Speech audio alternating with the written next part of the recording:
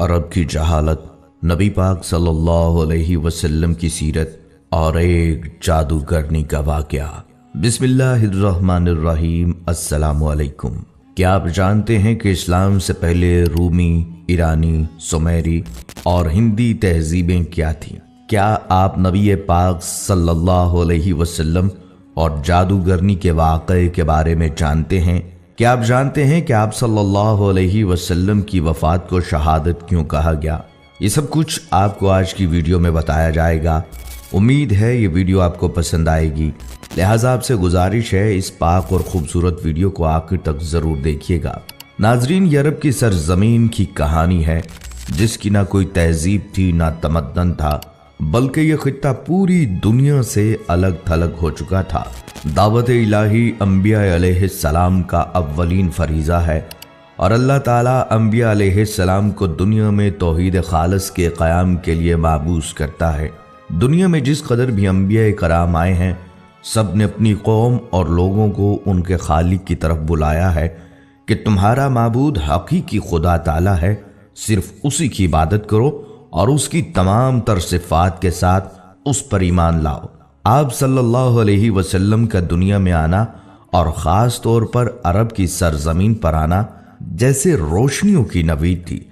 जो इनक़लाब अज़ीम आप सल्लल्लाहु अलैहि वसल्लम ने दुनिया में बर्पा किया, वो इससे कबल ना कभी किसी आँख ने देखा और ना कभी किसी कान ने सुना।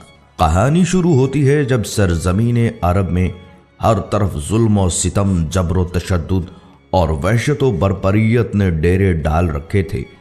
कुफ्र और जुल्म और जहालत की तारीकी ने आलम इंसानियत को चारों तरफ से घेर रखा था। अरब की हालत दुनिया के दूसरे खित्तों से ज्यादा दगरगूं थी।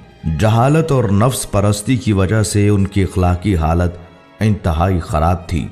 शराब नौशी, औरतों का उरियां रक्स, लड़कियों को जिंदा दफन कर देना, लातादाद बीवियां रखना और वालिद के मरने के बाद दीगर चीज़ों के साथ साथ अपनी माओं को भी आपस में बांट लेना और बीवियां बना कर रखना या फरोख्त कर देना आम था। बाज़ कबीलों का पेशा ही चोरी, लूट मार और कत्लो गारत गर्दी था। जो औरत बेवा हो जाती उसे 1 साल की इद्दत गुजारना पड़ती और उसे निहायत मनहूस समझा जाता। 1 साल तक उसे गुस्ल और मुंह हाथ धोने के लिए पानी तक न दिया जाता, न पहनने के लिए लिबास फराहम किया जाता। जैसे कि हदीस पाक में है, जब किसी औरत का खामिद मर जाता तो उसको एक कोठड़ी में दाखिल कर दिया जाता। वो खराब कपड़े पहन लेती और खुशबू को हाथ ना लगाती, यहाँ तक कि 1 साल गुजर जाता। लोग बच्चियों को जिंदा दरगोर कर देते थे। इन तमाम बुराइयों के बावजूद अहले अरब में कुछ ऐसी खसूसियात भी थीं जो आज के महज़्ज़ब और तरक्की याफ्ता दौर में भी हमें नजर नहीं आती। मसलन इफ़ाए अहद, हिजाज का अरब ना किसी का महकूम था और ना हवस मुल्क गिरी रखता था। शुरू से लेकर उस वक्त तक किसी गैर ने उन पर हुकूमत नहीं की। अहले अरब की मेहमान नवाजी अपने और बेगानों के लिए आम थी, लेकिन इन सब खूबियों को इनकी बदकिरदारी, जुल्म व अयाशी ने अपने नापाक दामन में छुपा रखा था, क्योंकि बेशुमार बुराइयों में चंद खूबियां दब कर रह जाती हैं। मजीद ये कि उनके नज़दीक अच्छाई और बुराई में कोई फ़र्क न था। वो हर काम आदतन करते थे। यही कैफियत उनकी मजहबी दुनिया में भी थी। मजहबी ज़ौक़ की तस्कीन के लिए उन्होंने बुत तराश रखे थे, मगर परस्तिश के बावजूद वो अपने माबूदों के ताबे नहीं थे। जो मन में आता कर डालते। नस्ली तफाखर अपनी आखिरी हदों को छू रहा था। वो हर गैर अरब को गूंगा कहा करते थे। अलगर्ज इंसानियत, आमरियत और शहनशाहियत के जुल्म का शिकार थी। शर्फ़े इंसानी की हर कदर पामाल हो चुकी थी। अरब ही नहीं, पूरी दुनिया जुल्म और जबर का मंजर पेश कर रही थी। इंसानी हुकूक का हर तसव्वुर हुक्मरानों की अना की गर्द में गुम हो चुका था। क़बल अज़ बेसत मुहम्मदी सल्लल्लाहु अलैहि वसल्लम रोम और ईरान अपने वक्त की आलमी ताकत की हैसियत रखते थे। अपने वक्त की ये सुपर पावर्स तहजीब नस्ल इंसानी के इर्तका की बजाय छोटे और कमज़ोर ममालिक पर ग़ुलामी की स्याह रात मुसल्लत करके एक गैर फितरी एहसास बरतरी के लाइलाज मर्ज में मुब्तला थीं। तबक़ाती कशमकश तमाम कबाहतों के साथ इब्न आदम का मुक़द्दर बनी हुई थी। समाजी बुराइयों का चुंगल ज़हन इंसानी तक मोहित हो चुका था। 4वीं सदी ईस्वी में नसरानी हजरत ईसा अलैहिस्सलाम की तालीमात से बहुत दूर हो चुके थे। यूनानी खराफात से लेकर रोमी बुत परस्ती तक हर बुराई को ईसाई दुनिया ने अपने गले से लगा रखा था। ईसाई मजहब चंद बेजान अकायद और बेकैफ मरासम तक महदूद होकर रह गया था। रोम की मशरकी रियासत में इज्तमाई बदनज़मी अपनी इंतहा को पहुंच चुकी थी। मजबूर और बेबस अवाम के सब्र का पैमाना लबरेज हो चुका था और बड़े पैमाने पर फसादात शुरू हो चुके थे। नाज़रीन, इस्लाम एक मुकम्मल दीन और तरीक़ा ज़िंदगी है। इसका पेश करदा निज़ाम फ़िक्र व अमल हर दौर के इंसान की इनफरादी और इज्तमाई ज़िंदगी के हर पहलू के लिए काबिल अमल है। इस्लाम का पैरोकार इस बात का पाबंद है कि अपनी ख्वाहिशात को अल्लाह के दीन के ताबे कर दे और किसी भी ख्वाहिश की तकमील और तस्कीन के लिए सिर्फ वही रास्ता और तरीक़ेकार अपनाए जिसका तयन दीन में किया गया है। अल्लाह ताला का इरशाद है, ऐ लोगो जो ईमान लाए हो, दायरा इस्लाम में पूरे के पूरे दाखिल हो जाओ। और रसूलुल्लाह सल्लल्लाहु अलैहि वसल्लम ने फरमाया, तुम में से कोई भी उस वक्त तक मोमिन नहीं हो सकता जब तक उसकी ख्वाहिश मेरी लाई हुई तालीमात के ताबे ना हो जाएं। आप सल्लल्लाहु अलैहि वसल्लम की ज़िंदगी में हर शोबे से वाबस्ता अफराद के लिए रहनुमाई है। आप सल्लल्लाहु अलैहि वसल्लम दाई थे और मुरब्बी भी, काजी भी थे और जाहिद भी, सियासतदान भी थे और हुक्मरान भी, सिपाही थे और रहनुमा भी, बाप भी थे और शोहर भी थे। लिहाजा अगर आप दाई हैं तो सीरत नबी सल्लल्लाहु अलैहि वसल्लम के मुतालिया से दावत के कई उसलूब मिलेंगे। मालूम होगा कि कलमा तौहीद की सरबुलंदी की खातिर तकलीफ और आजमाइश के मौके पर एक दाई का सही किरदार क्या होना चाहिए। अगर आप ख़ानदान, कबीले या फ़ौज की क़यादत कर रहे हैं या ज़माम हुकूमत संभाले हुए हैं तो मुतालिया सीरत से एक मजबूत निज़ाम और मुस्तहकम असलूब मिलेगा। रसूलुल्लाह सल्लल्लाहु अलैहि वसल्लम ने अपनी उम्र के 15वें साल में ही अमन के एक मुआहदे में शिरकत की। अमीर, गरीब, सरदार और गुलाम के लिए एक ही कानून वज़ा किया। रफ़ाही खिदमात में पेश रहे एक मुकम्मल मुआशी निज़ाम पेश किया जिसके मुताबिक तिजारत करके मुसलमानों ने ज़माम तिजारत, जिस पे बहुत अरसे से यहूदी काबिज थे, अपने हाथ में ले ली। मुख्तसर ये कि रसूलुल्लाह सल्लल्लाहु अलैहि वसल्लम की कोशिशों के नतीजे में जज़ीरतुल अरब, जो गोया एक मैदान जंग था, अमन का गहवारा बन गया। जहां भाई भाई का दुश्मन था वहां पूरा मुआशरा बाहम शिरो शुक्र हो गया। मुआशरे में ये तब्दीलियां कैसे आई, ये जानने के लिए भी मुतालिया सीरत इंतहाई ज़रूरत है। आप सल्लल्लाहु अलैहि वसल्लम की उम्र मुबारक के 20वें साल का एक वाक़या है। अरबों की सारी खराबियों के बावजूद उनके अंदर अभी तक इखलाक हुस्ना की बाज़ बाक़ियात मौजूद थीं। जुल्म के खिलाफ कभी कभार उनकी रगे हमीयत जाग उठती थी और वो जालिम से मजलूम का हक दिलाने के लिए सीना सपर हो जाया करते थे। कबीला बनु जुबैद का एक शख्स कुछ माले तिजारत लेकर मक्का आया। उसकी बेटी भी उसके साथ थी। उस ताजर से उसका सामान मक्का के मशहूर और मालदार सरदार आस बिन वाइल ने खरीद लिया, लेकिन उसने सीना जोरी करते हुए उस जुबैदी ताजर की बेटी को भी अपने कब्जे में ले लिया। वो अजनबी शख्स खाना काबा में आया और खाना काबा का गुलाफ पकड़कर बुलंद आवाज से रोते पीटते हुए फरियाद करने लगा, ऐ शहरे मक्का के शुरफा, तुम्हारे बासर आदमी आस बिन वाइल ने मुझसे जबरदस्ती मेरी बेटी छीन ली है। मैं मुसाफिर हूँ, मजलूम हूँ, तुम्हारी खिदमत में दरख्वास्त गुजार हूँ कि मेरी दाद रसी करो और मेरी बेटी मुझे वापस दिलाओ। कुरैश के कुछ नौजवानों ने उस मजलूम की आहो पुकार सुनी तो अल्लाह ने उनके दिलों में यह बात डाल दी कि मर्दानगी का तकाजा है इस मुसाफिर की दाद रसी की जाए।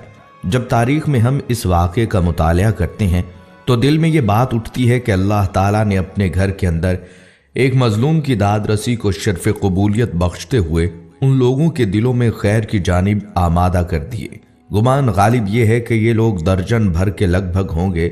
नबी सल्लल्लाहु अलैहि वसल्लम इनमें पेश थे। ये सब लोग उस जुबैदी को अपने साथ लेकर आस बिन वाइल के दरवाजे पर पहुंचे, उसे बाहर बुलाया और सब ने यक जुबान होकर कहा, इस मजलूम पर तुमने क्यों जुल्म ढाया है? उस जालिम ने कहा, मैंने कोई जुल्म नहीं किया, वो लड़की कनीज है। जब माल का सौदा किया था तो ये लड़की भी मैंने इस शख्स से खरीद ली थी। आस बिन वाइल का जवाब सुनकर वफद के लोगों ने زبیدی سے وضاحت مانگی تو اس نے کہا، خانہ کعبہ کی عظمت و تقدس کی قسم، میں نے اپنی لڑکی نہیں بیچی اور نہ ہی وہ کنیز ہے، وہ میری بیٹی ہے، اور اس شخص نے اپنی قوت کے بل بوتے پر زبردستی اسے اغوا کر کے اپنے گھر میں ڈال دیا ہے۔ اس پر وفد کے لوگوں نے سختی کے ساتھ عاص بن وائل سے بات کی تو اس بدبخت نے اپنے جرم کا اعتراف کر لیا اور زبیدی کی لڑکی اسے واپس دینا پڑی۔ لڑکی واپس کرنے کے وقت بدبخت عاص نے ارکان وفد سے کہا کہ میں کل صبح لڑکی واپس کروں گا، ایک رات مجھے اس کے ساتھ گزار لینے دو۔ وفد کے تمام غیرت مند ارکان نے اسے سختی کے ساتھ اس بد ارادی پر شرم دلائی اور کہا یہ ہرگز ممکن نہیں، چنانچہ اسے اپنے شیطانی ارادے پر عمل کا موقع نہ ملا۔ زبیدی کی بیٹی اسے واپس دلائی گئی۔ اب اس نے اپنی بیٹی کو ساتھ لیا اور اپنے علاقے کی طرف روانہ ہو گیا۔ ناظرین، اللہ سبحانہ تعالیٰ نے نبی صلی اللہ علیہ وسلم کو 40 سال کی عمر میں نبوت رسالت سے سرفراز فرمایا۔ نبوت سے نوازے جانے کے بعد آپ صلی اللہ علیہ وسلم 13 سال تک مکہ مکرمہ میں رہے۔ یہ زمانہ آپ صلی اللہ علیہ وسلم کی مکی زندگی کہلاتا ہے۔ آپ صلی اللہ علیہ وسلم نے مکی زندگی میں 3 سال تک خفیہ طور پر اپنے قریبی لوگوں کے سامنے اسلام پیش کیا۔ پھر آپ صلی اللہ علیہ وسلم نے 10 سال تک کھلم کھلا اشاعت اسلام کا کام کیا۔ اس کے بعد آپ صلی اللہ علیہ وسلم یثرب ہجرت کر گئے۔ اشاعت اسلام کی وجہ سے کفار مکہ آپ صلی اللہ علیہ وسلم کے جانی دشمن ہو گئے۔ جب تک نبی صلی اللہ علیہ وسلم نے اپنی نبوت اور رسالت کا اعلان نہیں کیا تھا، اس وقت تک آپ صلی اللہ علیہ وسلم مکہ میں ایک عقل مند اور دانشور، صادق اور امین اور اچھے انسان سے جانے جاتے تھے۔ جب آپ صلی اللہ علیہ وسلم نے اپنی نبوت کا اعلان کیا تو لوگوں نے آپ صلی اللہ علیہ وسلم کو جادوگر اور کاہن و ساحر جیسے معیوب لقب سے مشہور کرنے کی کوشش کی تاکہ لوگ آپ صلی اللہ علیہ وسلم کے قریب نہ آئیں اور نہ آپ صلی اللہ علیہ وسلم کی باتیں سنیں۔ طارق بن عبداللہ المحاربی رضی اللہ تعالیٰ عنہ فرماتے ہیں، میں نے اللہ کے رسول صلی اللہ علیہ وسلم کو بازار ذی المجاز میں دیکھا جبکہ میں خرید و فروخت میں مشغول تھا۔ آپ صلی اللہ علیہ وسلم سرخ جبہ زیب تن کیے ہوئے تھے اور بلند آواز سے یہ فرماتے جاتے تھے، اے لوگو لا الہ الا اللہ کہو فلاح پاؤ گے۔ ایک شخص آپ صلی اللہ علیہ وسلم کے پیچھے پیچھے پتھر مارتا جاتا تھا جس سے آپ صلی اللہ علیہ وسلم کی پنڈلی اور ایڑھی خون آلود ہو گئے۔ وہ شخص ساتھ ساتھ یہ بھی کہتا جاتا تھا، اے لوگو اس کی بات نہ سننا، یہ جھوٹا ہے۔ محاربی فرماتے ہیں کہ میں نے لوگوں سے پوچھا یہ شخص یعنی آپ صلی اللہ علیہ وسلم کون ہیں؟ لوگوں نے جواب دیا یہ لڑکا بنی عبد المطلب سے ہے۔ پھر میں نے پوچھا یہ شخص کون ہے جو اس کا پیچھا کر رہا ہے اور پتھر مار رہا ہے؟ لوگوں نے جواب دیا یہ آپ صلی اللہ علیہ وسلم کا چچا عبدالعزیٰ یعنی ابو لہب ہے۔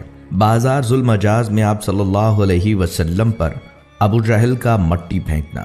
بنو مالک بن کنانہ کے ایک شیخ کہتے ہیں کہ میں اللہ کے رسول صلی اللہ علیہ وسلم کو بازار ذی المجاز میں دیکھا کہ یہ فرماتے تھے، اے لوگو لا الہ الا اللہ کہو فلاح پاؤ گے۔ راوی فرماتے ہیں کہ ابو جہل آپ صلی اللہ علیہ وسلم پر مٹی پھینکتا تھا اور یہ کہتا تھا، اے لوگو خیال رکھنا یہ شخص تم کو تمہارے دین کے حوالے سے دھوکہ نہ دے دے، کیونکہ اس کا ارادہ ہے کہ تم لات و عزا کو چھوڑ دو، جبکہ رسول اللہ صلی اللہ علیہ وسلم اس کی طرف ذرہ برابر بھی التفات نہیں فرماتے تھے۔ ایک دفعہ نبی کریم صلی اللہ علیہ وسلم کعبہ شریف کے پاس نماز ادا کر رہے تھے۔ ابو جہل اور اس کے ساتھی وہاں بیٹھے تھے۔ ان میں سے بعض نے بعض سے کہا، تم میں سے کون ہے جو فلاں قبیلے کی اونٹنی کی اوجڑی لائے اور محمد صلی اللہ علیہ وسلم سجدے میں جائیں تو اسے ان کی پشت پر رکھ دے۔ عقبہ بن ابی معیط جو نہایت بدبخت، شقی القلب اور ملعون تھا، وہ وہاں سے اٹھا اور اوجڑی لے کر آیا۔ پھر وہ آپ صلی اللہ علیہ وسلم کے سجدے کا انتظار کرنے لگا۔ جب آپ صلی اللہ علیہ وسلم نے سجدہ کے لیے اپنے چہرہ مبارک کو زمین بوس کیا تو اس نالائق نے اس اوجڑی کو آپ صلی اللہ علیہ وسلم کی پیٹھ پر کندھوں کے درمیان رکھ دیا۔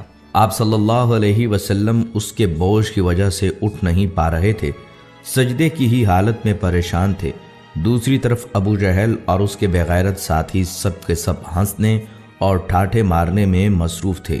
حضرت عبداللہ بن مسعود رضی اللہ تعالیٰ عنہ یہ سب کچھ دیکھ رہے تھے، مگر اپنی کمزوری اور ظالموں کے خوف سے رسول خدا صلی اللہ علیہ وسلم کا دفاع کرنے سے عاجز تھے۔ پھر آپ صلی اللہ علیہ وسلم کی لخت جگر حضرت فاطمہ رضی اللہ تعالیٰ عنہ آئیں اور اوجڑی کو آپ صلی اللہ علیہ وسلم کی پشت مبارک سے ہٹایا۔ حضرت عروہ بن زبیر رحمۃ اللہ علیہ نے عبداللہ بن عمر بن عاص رضی اللہ تعالیٰ عنہ سے پوچھا، مجھے اس سخت تکلیف سے باخبر کی